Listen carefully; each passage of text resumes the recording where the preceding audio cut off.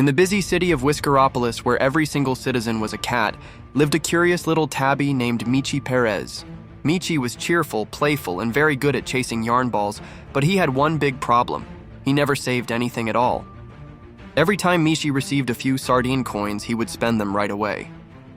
One day it was on toy mice, the next day on gourmet kibble sprinkled with tuna dust, and sometimes even on the famous purr spa, where cats got their whiskers brushed with silk feathers. Michi always said, "Why save when you can spend? Life is short and yarn balls are long." One afternoon, as Michi skipped happily toward the toy shop, he ran into Madame Whiskers, an old, wise cat with silver fur and a tiny purse always hanging from her paw. "Michi," she said, peering at him through her glasses, "are you wasting your coins again?" "Of course," Michi answered proudly. "There's no point in saving when there are toys to buy." Madame Whiskers sighed deeply.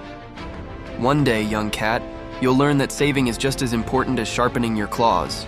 That very same day, a rumor spread across Whiskeropolis. The streets buzzed with whispers. The treasure of the great golden mouse has been discovered.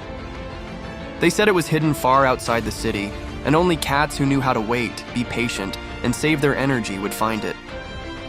Michi's ears twitched with excitement. "A treasure? Perfect. If I find it, I'll never need to save again." Without thinking twice, he gathered a team. Catfina, a tidy white cat famous for saving every single coin and kibble crumb.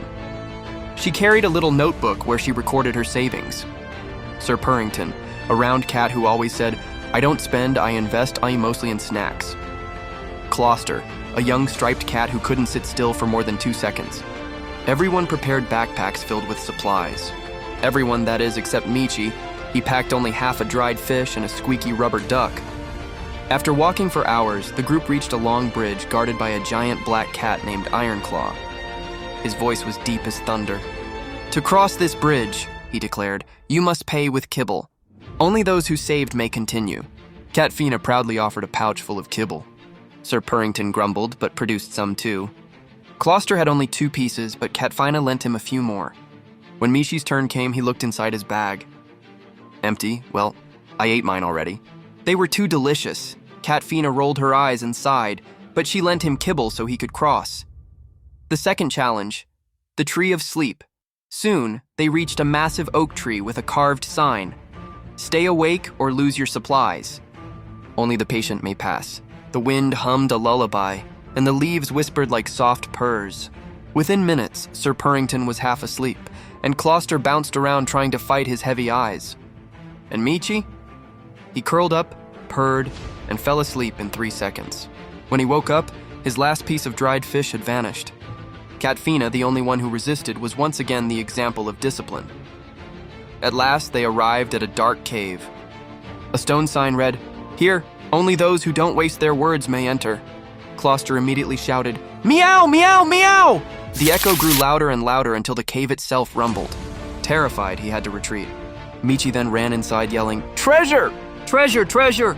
The walls shook, rocks trembled, and the group nearly got trapped. Thankfully, Catfina kept calm and led them through a secret passage where silence was the only key. Deep inside the cave, golden light shone on a magnificent chest with the figure of a mouse carved on its lid. Michi leapt forward, imagining mountains of kibble and towers of yarn. He opened the chest with trembling paws. Inside was only a mirror. Michi's eyes widened. "What? A mirror? This is the worst treasure ever!" Suddenly, the magical figure of the golden mouse appeared, glowing like the sun.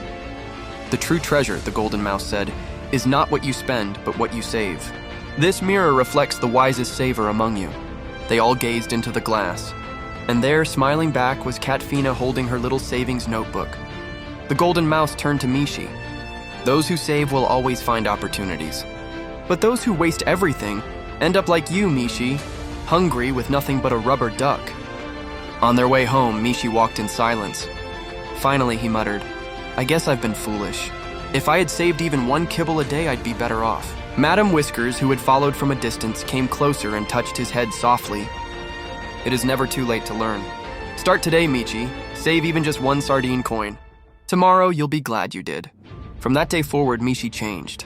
He still bought yarn balls sometimes, but now he always set something aside for the future. Continue.